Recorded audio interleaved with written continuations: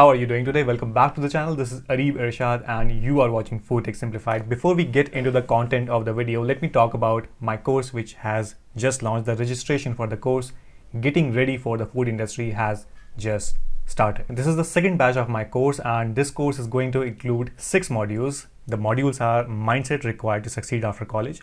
How are you going to build a resume that your recruiter wants to read? How to optimize your LinkedIn profile?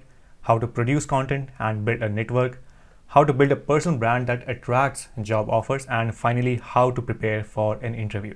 These are going to be 6 sessions. They are going to be live and the recordings are also going to be available in case you are not able to attend the live sessions. However, this time only 50 spots are available. That means the registration is only limited to 50 students and the registration closes on Wednesday this week. Yep, so 16th February is the last day to register for this course, and then we are going to have our first session, Mindset Required to Succeed After College, on 17th of February at 8 p.m. The course is full of practical tools and strategies, and I am confident that these modules can help you to gain the confidence required in the food industry. One last disclaimer I want to give you for this course is that this course is only available once in every 3 months. So that means this is available right now in the month of February. The next one is probably going to be available in the month of May or June. And I'm doing this because I want to focus on the quality as of now, and I want to have the specific students, the students who are actually serious about this course. All right, now let us get into the video. Recently, I got a message on my Instagram, and she was a candidate who was seeking jobs, who are preparing for the interviews and already sat for an interview. When she was in the interview, the interviewer took her resume and he flipped it, or maybe she flipped it, and he saw that the courses she had done, the candidate had done, were not accredited by any kind of organization, especially, and maybe the interviewers were specifically looking for the courses that have been accredited by an international organization. I'm not implying that all the interviewers or all the recruiters are going to require a certification that has been affiliated by an international organization. But it is a good exercise, and I would recommend to all the viewers of the channel that if you are taking a course, and in this specific video I'm going to talk about HACCP, ISO, and ISO could be 9001, ISO 14, it could be 14,000 as well, but ISO 22,000, FSMS, FSSC, internal auditor, lead auditor courses, these kind of courses around food safety, FoSTaC as well. So if you are trying to take these courses, it is absolutely important that you take these courses from some affiliated organization or affiliated or accredited training partner. I have taken the name of organizations such as SGS India, Intertech, TUV in the previous videos, and I don't have any kind of personal obligation, or they are not sponsoring me, but I am taking their name because they are accredited by FSSAI, not only accredited by FSSAI, but they also have an international presence. And that is why it's a good exercise to maybe think of your course not as a short-term course, not as a short-term thing, but as a long-term thing. A lot of students say maybe they have to take an internal auditor course, and that is not a cheap course. That costs somewhere around 10,000, 15,000 rupees. Specifically the lead auditor course. By the way, if you have completed your graduation or your post-graduation, do not immediately do a lead auditor course, because before a lead auditor course, you must have gained 3 or 5 years of experience in the auditing sector or in the production sector. Okay, but coming back to the topic, most of the students, when I tell them that okay, you can go to Intertech, SGS, TUV India, or maybe you can check out these auditing agencies and you can do the courses from these organizations, and they tell me that the price of the course is high. I say okay, and what are you expecting? They say that I'm expecting a course somewhere around 500 rupees, and they naturally drift towards Udemy. And Udemy also has courses on HACCP, food safety, FSMS as well. And I'm not questioning the content of Udemy's instructors. They are well educated. Just to understand something about Udemy, I took a course, I think on HACCP or ISO, it was something around that. The course content is good enough, but is it accredited by FSSAI or is it accredited by some kind of body? No, it's not. And when you are going to an interview, maybe next year or maybe in the future, whenever in the future, this could also happen with you. The story that I was talking about in the beginning of the video, the candidate is sitting in an interview, and this is very embarrassing because now you have done a course, you have printed it out on your resume or your CV, and the interviewer tells you on your face that, hey, this is not valid. And that is not the situation you would want to be in, because it automatically lowers your credibility, it lowers your professionalism. You have to take the courses from the accredited sources. And now that I'm hoping that you have understood the importance of taking the courses from these accredited sources. But what are these sources? From where should you be taking the course? So what you could do, simply, let me just recheck that this is recording, because last time I shot the video and it was not recording. So what you have to do, go to Google and type out list of auditing agencies in India FSSAI approved. Okay, I also shared a screenshot of this on my Instagram, so if you're not following me over there, do check out my Instagram at foodtechsimplified. And over here, this is a link. I'm going to click over here. Now this is a document, and don't worry, I will leave this link down in the description so you can check it out for yourself. Okay, but also please remember that the link is always getting updated. Maybe this is from 2020, so of course there is going to be an updated list of the auditing agencies. So do your own research. Just like I have typed in list of auditing agencies in India FSSAI approved, you can also type it in and you will receive the latest list, hopefully. Now, as you can see over here, that this has a proper code of FSSAI file number, and it has been mentioned that this is from FSSAI. That means this is an official document by the FSSAI, first of all. And you can see list of agencies recognized by FSSAI as a food safety auditing agencies under this regulation, 2018 regulation. Okay, now these have been recognized by FSSAI, and FSSAI, first of all, full disclaimer, FSSAI is not mentioning that, hey, you have to take the courses from these organizations, these agencies. These are the auditing agencies. And when these auditing agencies are conducting some kind of courses, it could be HACCP, internal auditor, lead auditor courses, it is most of the times accredited as well. It has some kind of validation. Okay, so you can just put a blindfold and you can just see these are the organizations. For example, Bureau Veritas, there's BSI Group. I think that belongs, that is based out of UK. It also must be having branch here in India. IndoCert is there, DNVGL, Equinox, Intertech, IR Class. This is from where I took my FoSTaC, by the way, but not sponsored.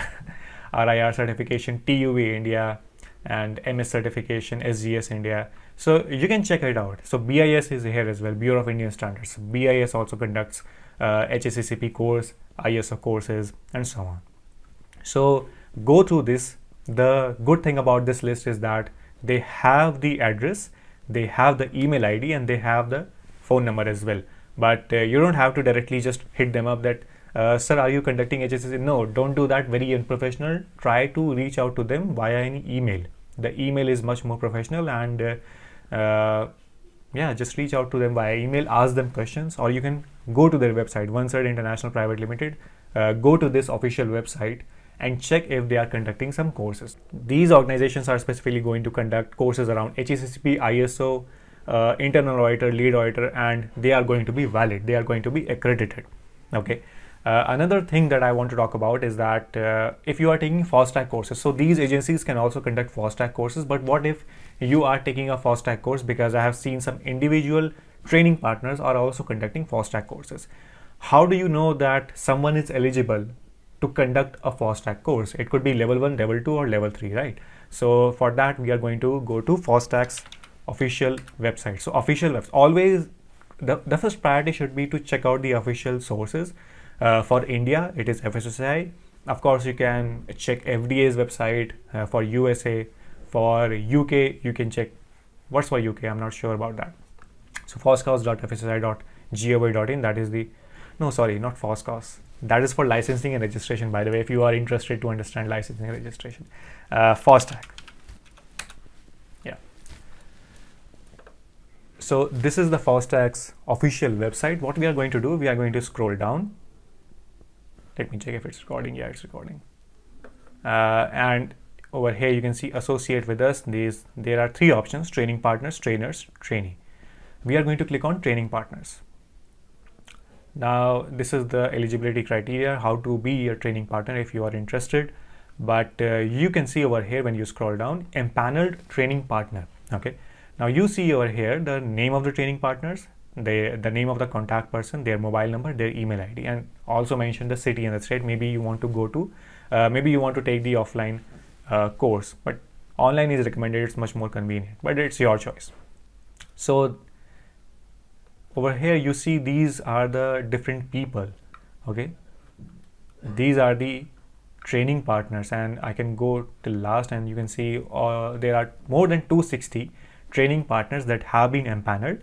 And if these training partners, for example, let's say you are doubtful that there's some organization, maybe there is BSI, that if BSI is conducting a FoSTaC course, are they eligible to conduct a FoSTaC course? So I just typed in the search BSI and you can see it generated a result, BSI Group India.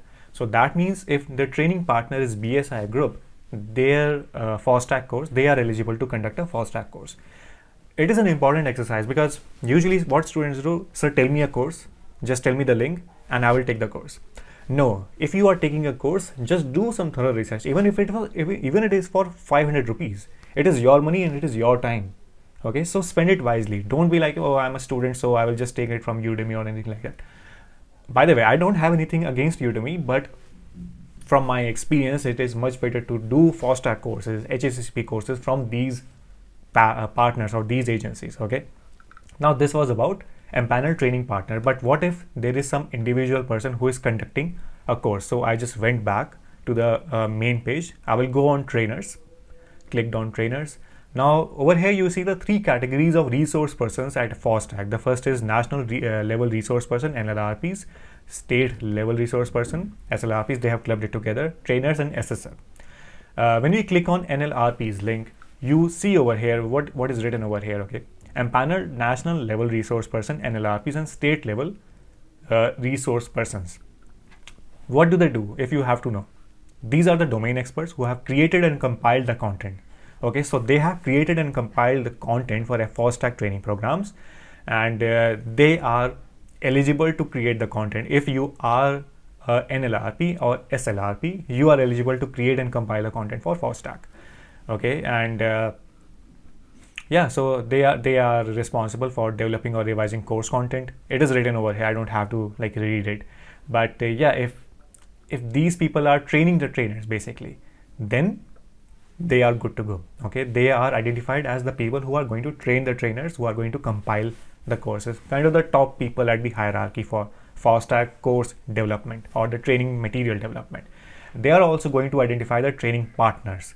So what if there is some person, individual person, what if tomorrow Karan Singh Bisht comes out of nowhere and Karan Singh Bisht says, I am going to conduct FoSTaC course, but how do you know that Karan Singh Bisht is an empaneled trainer? We are going to type in Karan Singh Bisht. I'm smiling right now because Karan Singh Bisht is my batchmate and he is not empaneled over here. You can see there are no matching records found. So if he is conducting any course, don't take it from him. But yeah, it's a good exercise to see if an individual person is conducting some course. But of course, if I just type in Karan, you would see that there's Prabhakaran, Gurumurthy, Balaji Chandrasekharan. Why is it showing me Balaji Chandrasekharan? It's Chandrasekharan. Okay, I'm so sorry. Okay, so if there is an individual person who is conducting FoSTaC course, you can type in their name over here and see if they are empaneled. If they are empaneled, you are good to go. So this is a good exercise to before you are taking a FoSTaC course, this is what you are going to do. So that was the second part about this video. Let me check if it is still recording. Okay, now the third category that I have usually seen is that there are some colleges and there are some institutes who are conducting some trainings, some online trainings. For example, maybe they are showing you or teaching you about a process of processing, about fruits or vegetables, how to prepare candies, how to prepare jams, legal metrology, virtual trainings, or it could be as simple as how to do pest control. For these, I have seen some colleges or some institutes, maybe NIFTIM or IIFPT, ICT Mumbai, or it could be CFTRI, NITs, IITs. If these colleges are conducting these trainings, you can go ahead with that because now they have a tag. Okay, they have a brand value, so you can go ahead with that. I have also seen that ITC-FSAN, ITC-FSAN, that is based out of Mumbai, they are also conducting some webinars. From time to time, they are conducting some online trainings as well, for which students can sometimes apply. Okay, students are eligible too. So if you have to, ITC-FSAN is conducting something, you can definitely put a blindfold and just do the training. Okay, just do the training, because ITC-FSAN comes under FSSAI. It comes under the scope of FSSAI. If FSSAI is directly responsible to conduct some kind of training or course, you can definitely go ahead with that. Okay. So yeah, that was it for this specific video. I wanted to specify that what is the reason I take the names of the specific organizations that I used to take, and not a big fan for Udemy. Now these are the technical courses, but what about, it just came to my mind that if you are thinking about soft skills, maybe you want to improve your communication skills, or how to write an email, that also comes under soft skill. How to prepare your LinkedIn profile. For that, you don't have to check out FSSAIs or accreditation and all that stuff. You can just go to Udemy. I don't have anything against Udemy, because I'm also taking a course on public speaking and assertive speaking, I think, from Udemy. So it's a great resource as well for soft skills. And for soft skills, you can refer to anything else. Okay, because see, for my course that I just talked about in the beginning of the video, getting ready for the food industry, that is more towards the soft skills sector. That is not towards the hard skills. Okay, and I talk about personal branding, networking, content making, how to prepare your resume, how to prepare for an interview. That is towards the soft side, soft skills. So tomorrow I can come, I'm already conducting it. Soft skills can also be conducted by someone else. Okay, but specifically for the technical skills, you have to see, you have to check, you have to do a thorough research. If you are to, for example, I didn't talk about data science, I didn't talk about coding. If they are indirectly connected, from where you should be taking these courses like data science or coding or technology stuff, you can check out edX.org or Coursera.org. These are great resources to take these courses. Again, not sponsored, nothing is sponsored here except for I am sponsoring myself. But edX and Coursera, basically they have some great institutes and colleges throughout the world, not just in India, throughout the world. They have courses from MIT, Harvard, Stanford. I'm talking about Coursera and edX. Okay, so you can take the courses from these organizations or these places. But yeah, that was pretty much I wanted to talk about from where you should be taking the courses around food safety and food technology. And my course, Getting Ready for the Food Industry, that has been started, that the registration for the course is started. The link is down in the description, you can check that out. Also, if you are interested to learn about the skills, that what are the skills one should be having, or what are the skills I just want to have some kind of awareness, I will leave a link somewhere over here. You can check out the skills required for the food industry. I will see you next time. Class dismissed.